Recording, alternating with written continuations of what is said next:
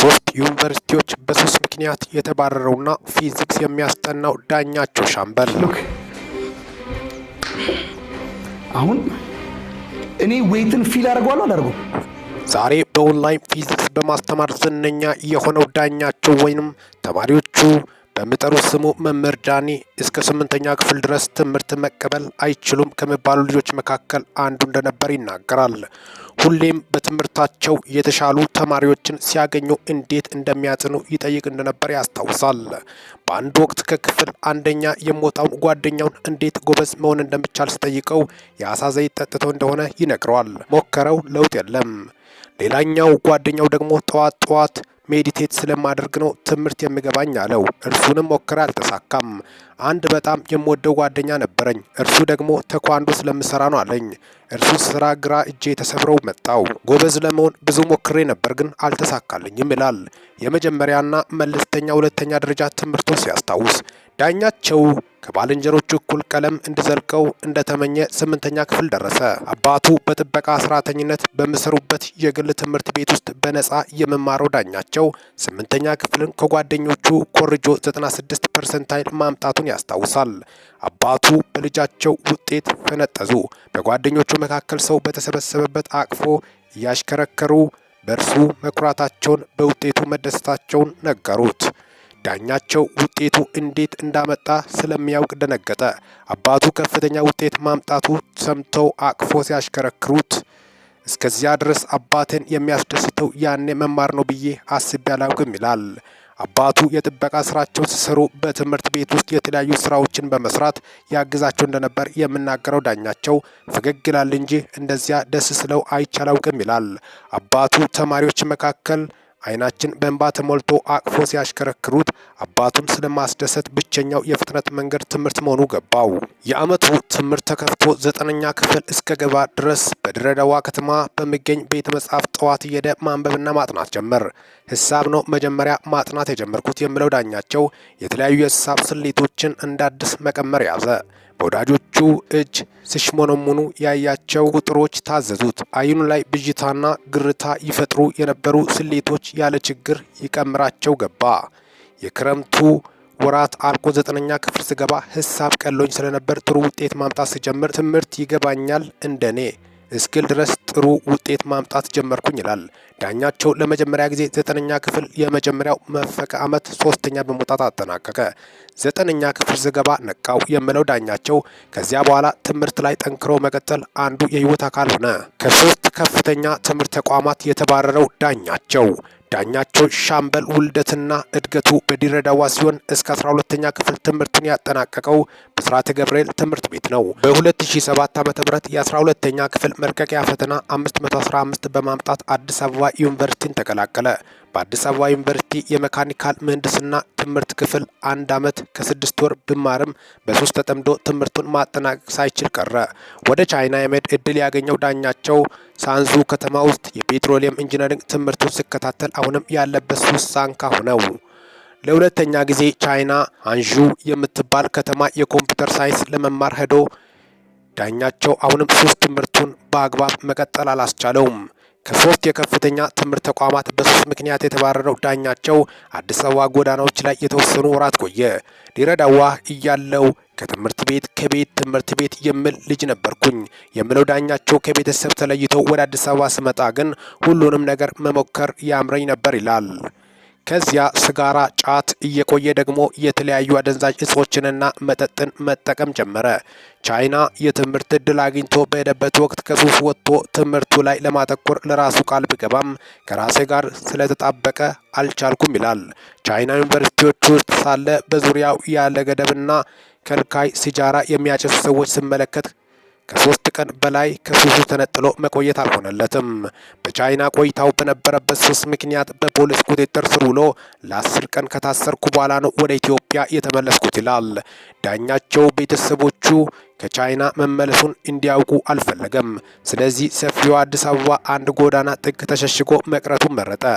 በሱስና ተስፋ መቁረጥ ወደ ጎዳና ህይወት መግባቱን የሚናገረው መምህር ዳኛቸው ከአዲስ አበባ ጎዳናዎች በቀጥታ ያመራው ወደ ቢሾፍቱ ነበር። ወደ ቢሾፍቱ ለምን እንደሄደ ሲጠየቅ ቢሾፍቱን የማውቃት ድሮ ነው አዲስ አበባ ዩኒቨርሲቲ ያለው የሜካኒካል ምህንድስና ትምህርት ክፍል ስማር አንድ ትልቅ ፕሮጀክት ለመስራት ወደዚያ እጄ ነበር ይላል። ቢሾፍቱ በሱስ ዓለም ስንቧቸር ህይወቱ የበለጠ እየከበደው መጣ። በልቶ ማደር ችግር ሆነ። ከሱስ አልፎ ሆዱን ማስታገስ ጥሞን ማርካት አልቻለም። ስለዚህ ጥሏት የመጣው አዲስ አበባ ናፈቀችው። ማንም ሰው የማያውቀው ቢሾፍቱ ከምሞት ትንሽ ሰው የሚያውቀኝ አዲስ አበባ እጄ ብሞት አስክሬንን ለቤተሰብ ለመላክ እንኳን ይቀላል ብዬ ነው ይላል ምክንያቱ ሲያስረዳ። መናሪያ የነበሩ የጎዳና ጓደኞቹ 35 ብር ሰብስበው ሰጡት እና በእርሱ ወደ አዲስ አበባ ጉዞ ጀመረ።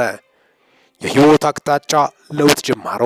ከቢሾፍቱ አዲስ አበባ እየመጣ ሳለ መኪናው ቆሞ ለፍተሻ ሲወርዱ ዳኛቸው ሱሱን ማስታገሻ ለመፈለግ ዞር ዞር አለ። የሲጋራ ቁራጭ አግኝቶ አጭሶ ሲመለስ መኪና ውስጥ ያሉ ተሳፋሪዎች ገብቶ የእርሱ ቦታ ላይ ተቀምጠው ጠበቁት። ክፍት ወንበር የነበረው ከአንድ ሴት ጎን ነበር። አጠገብ ላጠገብ ተቀምጠው ሲያወሩ ታሪኩን ሲያካፍላት አዘነችለት። እንደምትረዳኝ ቃል ገባችልኝ ይላል ሁኔታው ሲያስታውስ። በወቅቱ መስተንግዶ የሰራች በሪፍት ቫሊ ዩኒቨርሲቲ ነርሲንግ ትማር የነበረችው ይህች ሴት ለዳኛቸው ህይወት መለወጥ ምክንያት ሆነች። እርሷ በቢሾፍቱ ትንሽ ቤት ተከራይታ የምትኖር ቢሆንም ለዳኛቸው ያላትን ለማካፈል የምተኛበት አነስተኛ ፍራሽ ለመዘርጋት አላመነታችም። ይህች ሴት የአሁኑ ባለቤት እንደሆነች የምናገረው ዳኛቸው በእርሷ ድጋፍና እርዳታ የጎዳና ህይወቱ አበቃ። እርሷ ጋር ተጠግቶ ስኖር ቀስ በቀስ ከሱስ እየራቀ መጣ። መጽሐፍትን ማንበብ ጀመርኩኝ። ወደ እግዚአብሔር ተጠጋው። መጽሐፍ ቅዱስን ማንበብ ጀመርኩኝ። ከዚያ በኋላ ሱስ እርግፍ አድርጎ መተውን ያስረዳል። ህይወቱ መልክ የያዘ መጣው። ዳኛቸው ተማሪዎች የከበዳቸውን የሂሳብ የፊዚክስ ትምህርት ሰብሰብ አድርጎ ማስተማር ጀመረ። በኮሮና ወቅት በቤተ ክርስቲያን ውስጥ አንድ ክፍል ተሰጥቶኝ አስተምሯቸው የነበሩ የ8ኛ ክፍል ተማሪዎች ነበሩ የሚለው ዳኛቸው ከኮሮና በኋላ በአንድ ወር ውስጥ ተዘጋጅቶ ለ8ኛ ክፍል ማጠቃለያ ፈተና እንዲቀመጡ ሲነግራቸው ትምህርት ቤቱ ፊዚክስ መምህሩ ለቆበት ስለነበር አንድ ተማሪ የእርሱን ስም አንስቶ ለርዕሰ መምህሩ ነገራቸው። መምህሩ እስኪቀጠር ድረስ ክፍሉን ያዝልኝ ብሎ አስገባኝ ይላል አጋጣሚው ሲያስታውስ። እንዲያስተምራቸው ሳይሆን እንዳይረብሹ እንዲቆጣጠር ክፍል ውስጥ የተመደበው ዳኛቸው ግን ከተማሪዎቹ ጋር በሂሳብና ፊዚክስ ጨዋታ ጀመረ። ተማሪዎቹ ወደዱት። የትምህርት ቤቱ ርዕሰ መምህር አስተያየት ሲሰበስቡ ጥሩ ነገር ስለሰሙ ቀጠሩት። በዚያች አጋጣሚ የተጀመረች የማስተማር ህይወት ለ3 ዓመት ያህል በትምህርት ቤቱ ውስጥ በፊዚክስ መምህርነት እንዲቀጥል አስቻለው። የማጠናከሪያ ትምህርት መስጫ እስከ መክፈት ዳኛቸው አስጠግታው ከምትኖረው ሴት ጋር ትዳር መስርቶ መኖር ጀምሯል። ሁለት ጥንዶች ኑሯቸውን ለማሸነፍ እቁብ እየጣሉ የቤት እቃዎቻቸውን ለማሟላት ይጥራሉ።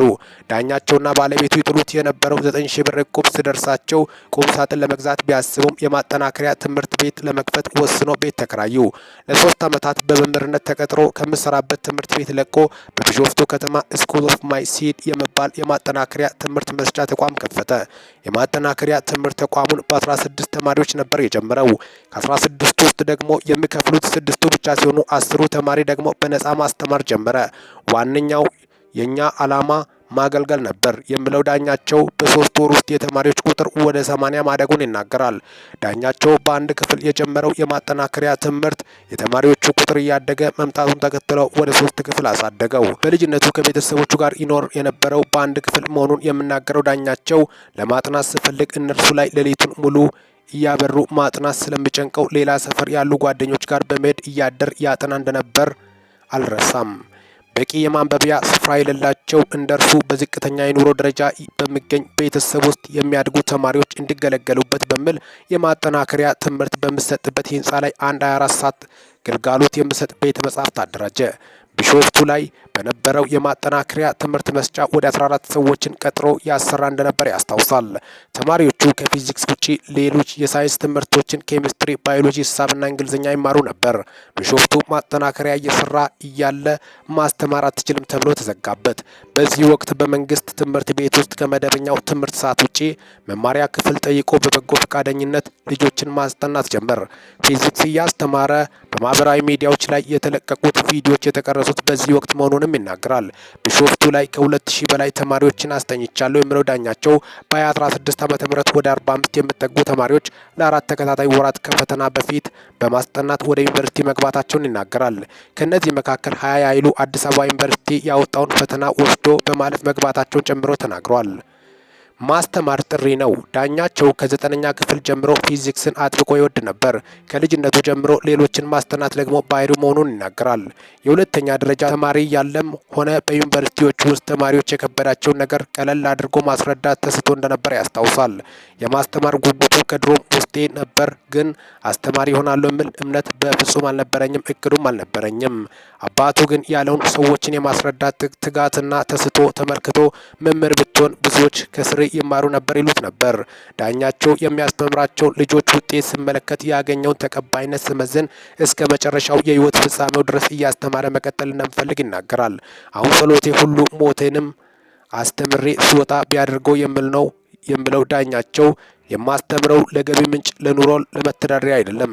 የማስተማር ፓሽን ስላለኝና አንድ ለአባቴ የገባውለት ቃል ስላለ ነው የማስተምረው ይላል። በአሁኑ ወቅት ከቢሾፍቱ ጓዙን ጠቅልሎ አዲስ አበባ የከተመው ዳኛቸው በአዲስ አበባ በሚገኙ ትምህርት ቤቶች በበጎ ፈቃደኛ ተማሪዎችን ለመደገፍ እየተንቀሳቀሰ መሆኑን ይናገራል። ዳኛቸው ለበርካቶች ከባድ የሆነው ፊዚክስ እንዴት እንዲህ አቅልለ ማስተማር ቻልክ ተብሎ ሲጠየቅ እኔ የማስተምረውን የፊዚክስ ትምህርት ለመረዳት የ9ኛ ክፍል ተማሪ መሆን አይጠበቅም ይላል። የ1ኛ ክፍል ተማሪ እንኳን ብትሆን እንድገባህ አድርጌ ነው ለማስተማር ጥረት የማደርገው ሲል ይናገራል። ያም ይመስለኛል ተማሪዎችን የበለጠ እንዲረዱትና እንዲመሰጡ ያደረጋቸው። ፊዚክስን ሳጠና ለራሴ ብቻ አይደለም የማነበው ለማስተምራቸው ተማሪዎች ጭምር ነው። አሁን የ6 ወር ልጅ አለኝና የ6 ወር ልጅ የራሱ በምን መንገድ ባስረዳው ሊገባው ይችላል የምለው ነው ደጋግሜ የማስበው። ከየትኛው የትምህርት ተቋም በመምህርነት ሙያ ያልሰለጠነው ዳኛቸው መምህርነትን ተምሮ በመመረቅ ዲግሪ በመያዝ ባለሙያ መሆን ቢቻልም እኔ ግን መምህርነት ጥሪ ነው ብዬ አስባለሁ ይላል። ለተማሪ በቀላሉ የሚያስረዱ በተማሪ የሚወደዱ መምህራን ጥሪያቸው በመሆኑ ነው ብዬ አምናለሁ። ዳኛቸው ቢሾፍቱ ቤተልሔም ትምህርት ቤት ከ8ኛ እስከ 11ኛ ክፍል ድረስ በሚያስተምርበት ወቅት የፔዳጎጂ ወይም የማስተማር ስነ ዘዴ ስልጠና እንዲያገኝ መደረጉን ገልጿል። በአሁኑ ወቅትም በኦንላይን አጫጭር ኮርሶችን ለመውሰድ ጥረት እያደረገ መሆኑን ከሚዲያ ጋር ቆይታ ባደረገበት ወቅት ተናግሯል። እስካሁን ድረስ አብሬያቸው ቆየሁት ሚኪ ነኝ ከሚኪ ታቦር ኢንፎ። ለዚህ ቁም ነገር አዘል ቻናል አዲስ ከሆናችሁ ሰብስክራይብ በማድረግ ቤተሰብ ይሁኑ። ይህንን ቪዲዮ ላይክ፣ ሼር እና ኮመንት በማድረግ ላልሰሙት እንዲዳረስ ያድርጉ። በዛሬው መሰናዷችን በጣም የሚገርምና ልዩ መረጃዎችን በማስመልከትም ነው ለእናንተ ይዘንላችሁ መጣ ነው። በወቅታዊና አጫጭር መረጃ እስከምንገናኝ ድረስ በያላችሁበት ዓለም ክፍል ቸር ያቆያችሁ።